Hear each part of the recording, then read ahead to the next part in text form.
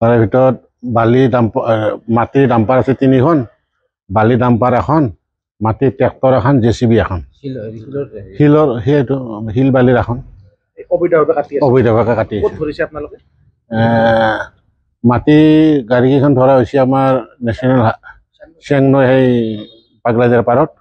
তাৰপিছত বালিকেইখন ধৰা হৈছে আমাৰ পাগলদিয়া সেই হেৰি মাথৰিৰ ওচৰতে। বাকী জেচিবিখন আৰু ট্ৰেক্টৰখন ধৰা হৈছে আমাৰ পাগলদিয়াৰ ওচৰতে কাটি আছিল অবৈধভাৱে। আমাৰ আঞ্চলিক বন বিষয়াৰ নিৰ্দেশ মৰ্মে এইবিলাক আমি চুজ কৰা হয় ধৰা হৈছে। এতিয়া বৰ্তমান হেৰি আছে, মাটিৰ আছে 3খন, ট্ৰেক্টৰ মাটিৰ এখন, 4খন আৰু শিল বালিৰ এখন আৰু জেচিবি এখন। অভিযান চলি থাকিব আপোনালোকৰ? অভিযান চলি থাকিব আৰু চলিও আছে আৰু চলি থাকিব আগন্তলৈকে। তেখেতৰ নেতৃত্বতে, আঞ্চলিক বন বিষয়াৰ নেতৃত্বতে আমাৰ মানে অভিযান চলি আছে আৰু চলি থাকিবই।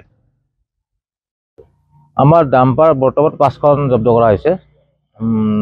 বালি ডাম্পাৰ এখন আৰু বাকী মাটি 3খন আৰু এখন শিলৰ ডাম্পাৰ, টোটেল 5খন।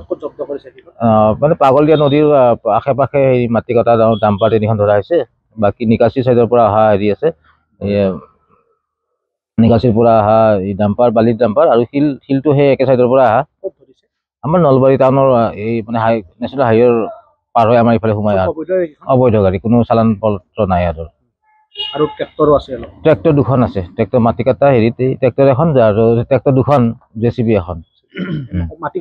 মাটি কাটি থকা আমি তহলাৰী কৰি থাকোঁতে পাইছোঁ এইখন।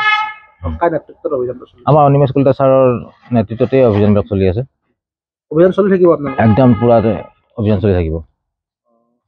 গোটেই ডাম্পাৰসমূহ জব্দ কৰি থোৱা হৈছে। ইহঁতৰ বিভাগীয় নিয়ম অনুযায়ী এবাৰ ইহঁতৰ অফেন্সবিলাক হ'ব, সেইমতে ফাইনটো হ'ব আৰু